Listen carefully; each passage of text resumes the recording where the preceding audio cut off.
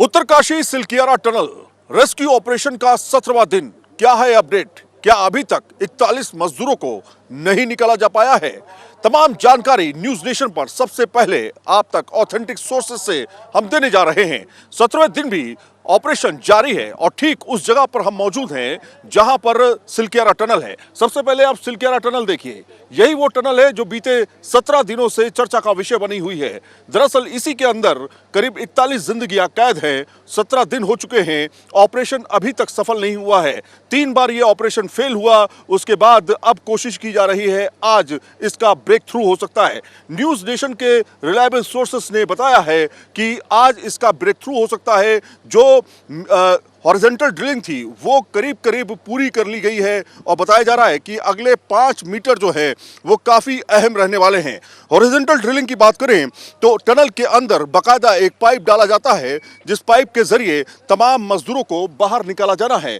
इसी पाइप के जरिए उनको स्ट्रेचर पे जिस पे पहिए लगे होंगे उस पे एनडीआरएफ के जवान जा करके उनको एक एक करके बाहर निकालेंगे। 5 मीटर पाइप अब रह चुका है।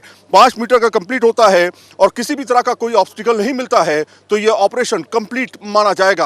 दूसरा ये कि जो वर्टिकल ड्रिलिंग हो रही थी वो करीब 37 से 40 मीटर तक पहुंच चुकी है, जिसको करीब 86 मीटर तक पहुंचना है। यानी 2 सबसे महत्वपूर्ण ऑप्शंस पर काम चल रहा है।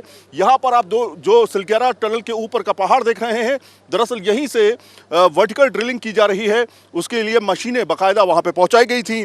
40 मीटर तक बताया जा रहा है ड्रिल किया जा चुका है। हालांकि बीच में पानी मिलने की वजह से काम को रोका गया था, लेकिन डी वाटरिंग करने के बाद फिर से उसमें जो टनलिंग है यानी कि वर्टिकल टनलिंग है उसका काम शुरू हो गया था। ये जो आप रास्ता देख रहे हैं ये कोई आम रास्ता नहीं है, ये बाकायदा अब पूरी तरीके से बैरिकेड रास्ता है और इसमें जो भी जाता है बाकायदा उसको अपनी आइडेंटिटी दिखानी पड़ती है। इसी रास्ते से एम्बुलेंसेस अंदर जाएंगी और ठीक टनल के अंदर पहुंच करके एक एक मजदूरों को बाकायदा एम्बुलेंस में बैठा करके ग्रीन कॉरिडोर तैयार किया जाएगा और उसके साथ ही उनको अस्पताल तक पहुंचा दिया जाएगा। 24 घंटे तक उनको ऑब्जर्वेशन में रखा जाएगा और ऑब्जर्वेशन में रखने के बाद उनको उनके घर तक पहुंचा दिया जाएगा।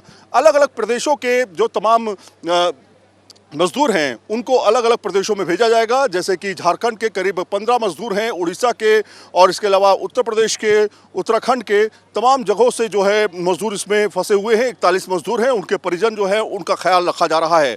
अभी की अपडेट ये है कि जो हॉरिजॉन्टल ड्रिलिंग की जा रही थी, जो मैनुअल तरीके से की जा रही थी, जिसे माउस रैट कहा जा रहा है, रैट माइनिंग कहा जा रहा है, उसको सफल तरीके से किया जा रहा है। ख़ास बात यह है उसमें कि चूहे की तरीके से कुरदने वाला सिस्टम इसमें तैयार किया गया जो मैनुअल तरीके से किया गया।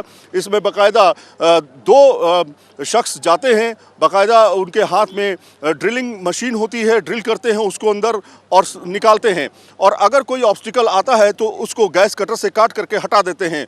इससे फ़ायदा ये हुआ कि जो मशीनें अंदर डाली गई थी, जो ऑगर मशीन थी उसका जो ब्लेड था अंदर जाता था, तो अगर कोई ऑब्स्टिकल फंसता था तो उससे ब्लेड टूट जाते थे, जिससे उसको निकालने में और फिर असेंबल करने में अच्छा खासा वक्त लगता था। इसलिए मैनुअल तरीके से इसे किया जा रहा है। अब सिर्फ और सिर्फ 5 मिनट की दूरी बची है, 5 मीटर की दूरी बची है और ये अगर पूरी हो जाती है तो ये ऑपरेशन आज शाम तक कंप्लीट हो जाएगा। वीडियो जर्नलिस्ट विपिन कुमार के साथ सैयद आमिर हुसैन, न्यूज नेशन, उत्तरकाशी।